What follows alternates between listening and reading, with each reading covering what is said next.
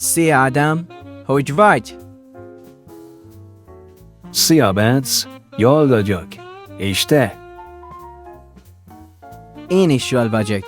Most megyek a boltba. Kell neked valami? Igen. Akarok egy teát. Zöld vagy fekete teát? Fekete teát. Köszönöm. Most otthon vagy? Igen. Otthon vagyok.